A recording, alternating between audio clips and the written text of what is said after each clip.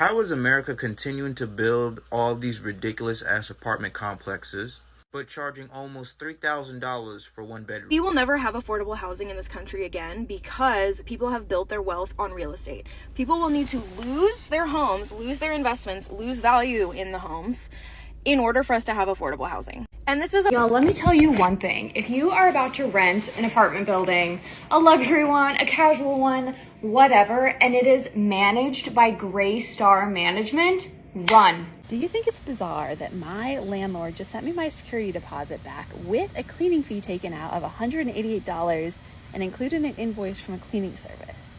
Like, I would just think that having a cleaner come in between tenants is just like standard practice for a landlord. There was a woman on here that made a video talking about how using the language of that rent is throwing your money away is incorrect because like you're buying a service, you're paying for a service just like you're paying for utilities, or you buy something at a store, like you are giving somebody money to live somewhere. And I think something that is missed from that conversation, because in the context, tenants can be so freaking annoying when you have rental properties. So one of my tenants, they need a rental inspection from the city. And they're like, yeah, January 5th, we can do the inspection with the city. No problem. I texted them today saying, hey, are you guys ready for the inspection tomorrow? They freaking texted me back saying, yeah, we're in New York. We're not going to be back until Saturday. Can we postpone? I'm like, what? You're really only interested in the money. Hey, Steve, I'm reaching out because you haven't paid rent in 5 months. Do you have any plans on catching up to that soon? I plan on selling my car next month, and then I can go pay. I've given you several extensions already. If the rent isn't settled within the next 2 weeks, I'm going to have to start the eviction process with you. You can't just kick me out like that.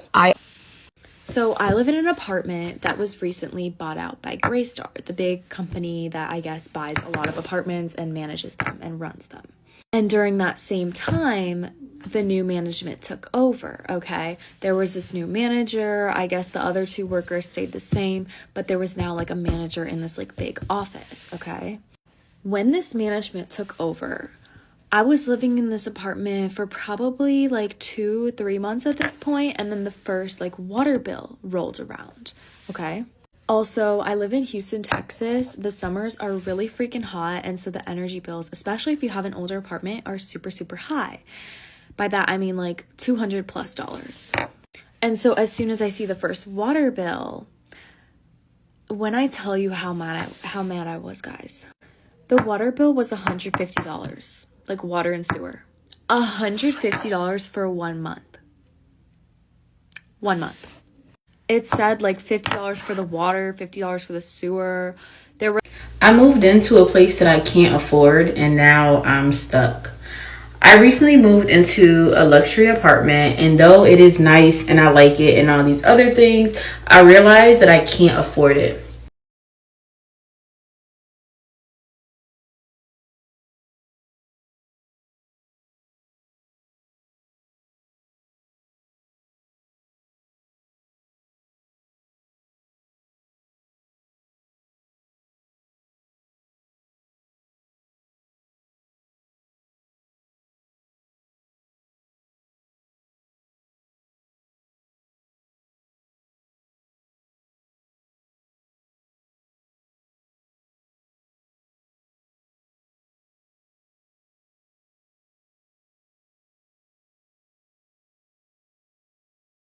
How is America continuing to build all these ridiculous ass apartment complexes, but charging almost $3,000 for one bedroom?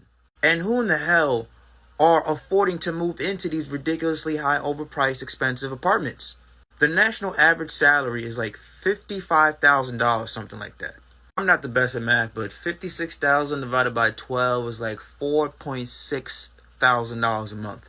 That's like 75% of your check gone if you're paying $3,000 a month for an apartment. In recent years, the cost of rent in America has surged to unprecedented levels, placing immense financial strain on millions of individuals and families. What was once a manageable monthly expense has become a major burden, even for those with stable incomes.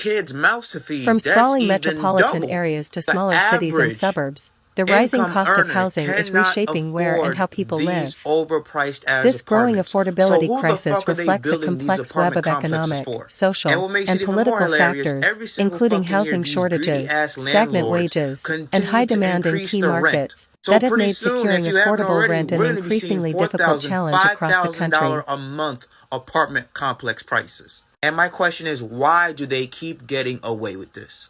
How, as we as a people have not gone up there with pitchforks, knives, and any type of weapon that we can find to put an end to this madness? We are literally allowing them to run our pockets fucking dry. What happened to America? We used to protest way back then. The minute taxes went over 2%. Now we are getting taxed damn near half, if not more than half our fucking money. Rent is out of control. Housing prices are out of control. Mortgage is out of control. Every single bill known to man is completely out of fucking control. And all we do is we go on TikTok, we bitch moan, we complain, and then the next day we get up, we go to work, and we pay that overpriced ass rent. Why, as we as a people have not done anything about this? Because we have not revolted.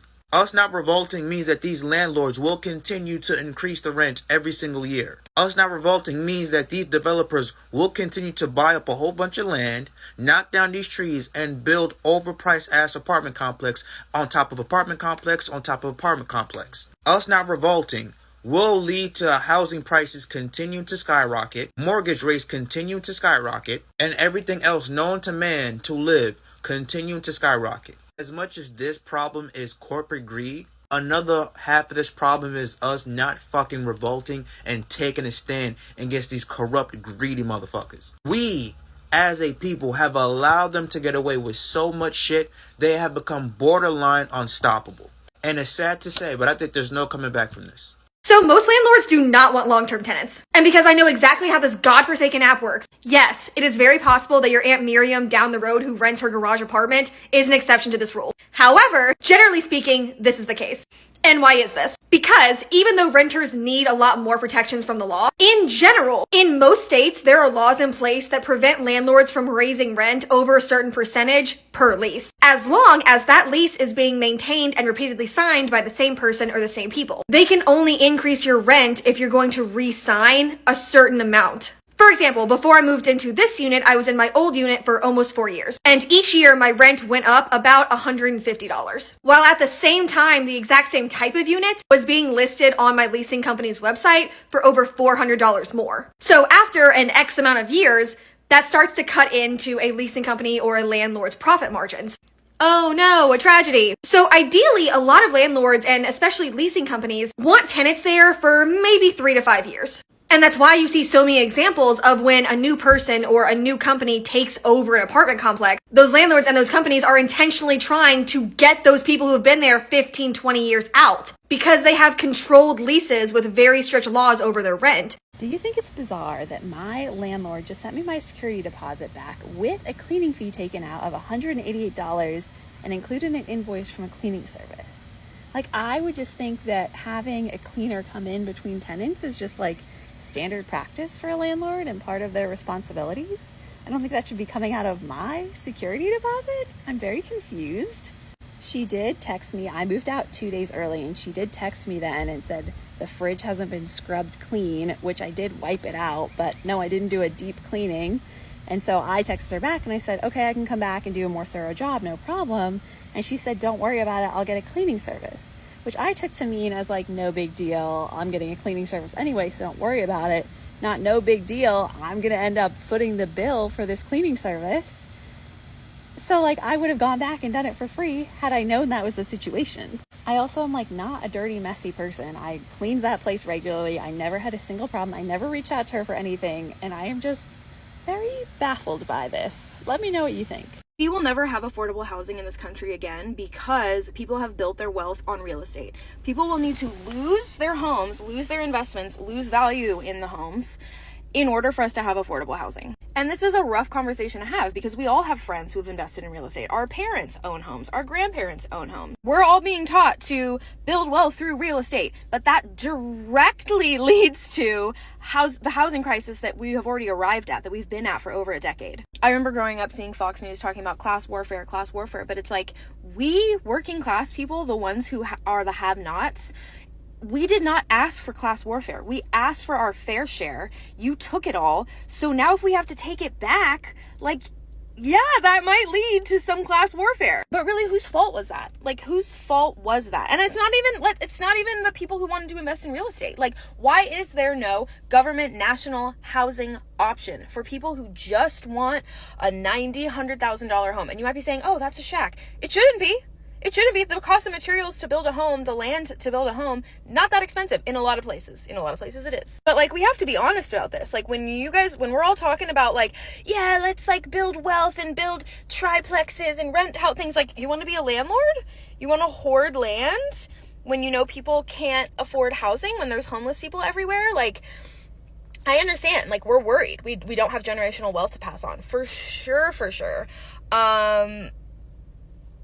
But we will be adding to the problem by continuing to invest in real estate. This whole country, most of the wealth in this country is built off of investing in real estate and starting businesses that then sell for like millions, billions. Affordable housing will bring down the prices of everyone's houses. So that's what's gonna need to happen. Y'all, let me tell you one thing. If you are about to rent an apartment building, a luxury one, a casual one, whatever, and it is managed by Greystar Management, run. R-U-N. They are evil people. I swear, they're evil people. They don't respond to anything. They run buildings into the ground. They increase rent without answering people's phone calls or fixing anything. They dodged me for 5 months. On my bathroom fan, there is mold growing in my bathroom. It's disgusting. And if you have asthma, don't bother using my bathroom. You'll die in there. And it's just so unacceptable. And my building management just changed. And so I went to go complain. They're like, oh, sorry, we can't do anything about the old people, Greystar Management. They sucked. They avoided like updating or fixing anything in the building to save money. Anyway, we'll try to fix your bathroom fan now. They suck. They literally suck. I don't know how to get to these people. They have endless online bad reviews, but like, seriously, someone needs to step in to hold these people accountable for treating people so inhumanely. They literally just don't respond. Silence. Like, I could be having a fire in my building and they'd be like, well, it costs a lot of money to take it out. Can you just do it yourself? Consider yourself warned. I want to make a really quick video about this. Once you rent out your unit in full to a tenant, you will lose all your rights to your property, which is very different than if you own a unit, you live in one room, and you rent out a room in your unit. Those are two very different scenarios. One is a house hacking, rent hacking situation. The other one is a landlord-tenant relationship. In the eyes of the government, in the eyes of the legal court system, your rights as the primary homeowner or the unit leaseholder completely change. You need to understand this very important nuance. And the reason is because roommate relationships are not governable by the government or the court system. So if I have a roommate who lives and rents in my unit that I own, I have a condo, 2-bedroom condo, I get a tenant, they come and be my roommate, they live in the spare bedroom, they have zero rights in the eyes of the law because they're my roommate. They don't own the lease, they just get to rent a room in my unit. And let's take this a further. If you own a 2-family and it's a landlord occupied 2-family, as in you live in one half and then you rent out your other unit, you have slightly more control over who you're comfortable with renting there because you live there on the premises. If you don't live in your 2-family, you have no right to judge any tenant that wants to rent that property. So the government, most states, will give the homeowner of multifamily units some say in who their neighbor is going to be. And that's rightfully so. Like, if I'm a single woman and I have 5 frat boys that want to rent next door, that's uncomfortable to me. I might feel at risk of sexual harassment. Who knows? But there is a law that stipulates that once you don't live there anymore, then you cannot have any preferential treatment on your tenants. So everything in America, you need to understand, is fully sabotaging landlord rights, promoting tenant rights, because the government does not have enough housing for people, and they rely on private landowners and landlords to provide housing. So you have to understand, as a landlord, you have no rights, but if you have a roommate, then you have every right. The closer in proximity you live to this person, the more rights you have. Because if I don't like my roommate, and let's say my roommate next door plays music every night, I can just kick them out. I can take all their junk, throw it outside, give them back their money, and I'd be fine. There's zero recourse. Why do people think it's cheaper to buy a house than to rent an apartment? Y'all don't know this, but for the past 3 or 4 months, I've been working with a realtor trying to figure out when I can buy property, where I can buy property in Atlanta, programs that'll help me with the down payment and all of this, because I really want to buy a house here by next year, by the time I get out of this lease. But looking at the housing prices in the housing market, bro, it's literally cheaper to rent an apartment for a year. If your rent is $2K a month, that's $24K.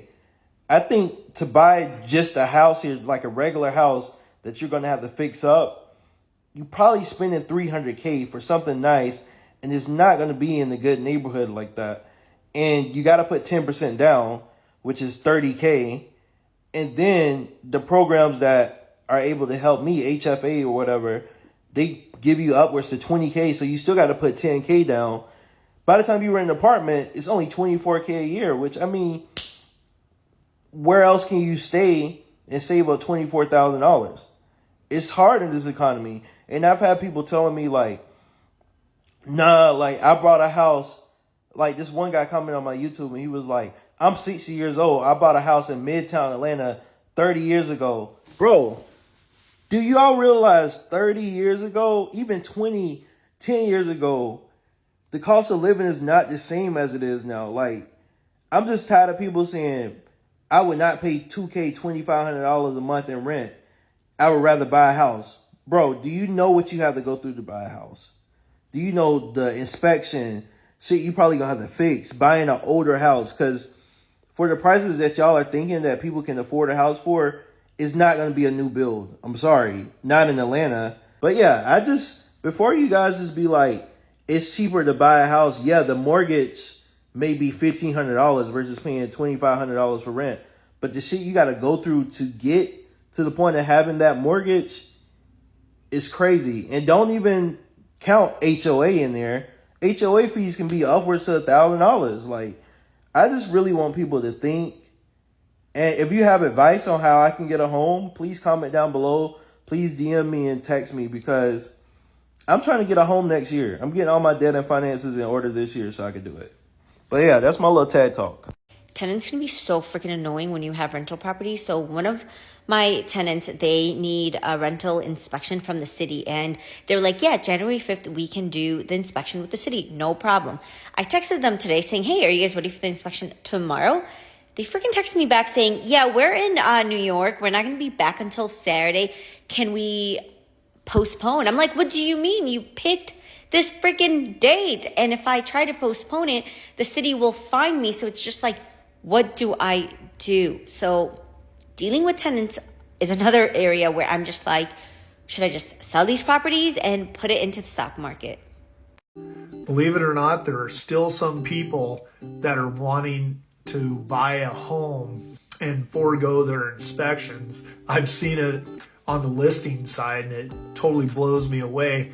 And it's okay to do that, but the one inspection you should always do is a sewer scope. You don't know what's going on. And a perfect example of this, I have a client that I'm actually representing on the buy side, and she went to get her inspection set up, and I told her, get a sewer scope. I always push people for those, and thankfully we did. The line is absolutely destroyed from where it goes outside of the house to the street.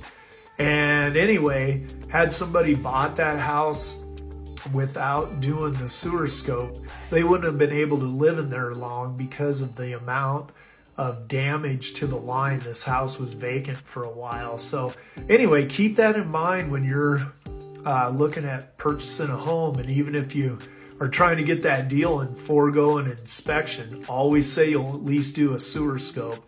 I'm an investor and buy properties too, and that is one thing I always stress I'm going to do. Anyway, give me your comments about all this and follow me for some more tips on buying, selling, and investing in real estate. This is a message to Greystar because honestly, I am really pissed off. So I live in an apartment that was recently bought out by Greystar, the big company that I guess buys a lot of apartments and manages them and runs them. And during that same time, the new management took over, okay? There was this new manager. I guess the other two workers stayed the same, but there was now like a manager in this like big office, okay? When this management took over, I was living in this apartment for probably like 2-3 months at this point, and then the first like water bill rolled around, okay? Also, I live in Houston, Texas. The summers are really freaking hot, and so the energy bills, especially if you have an older apartment, are super, super high. By that, I mean like $200+.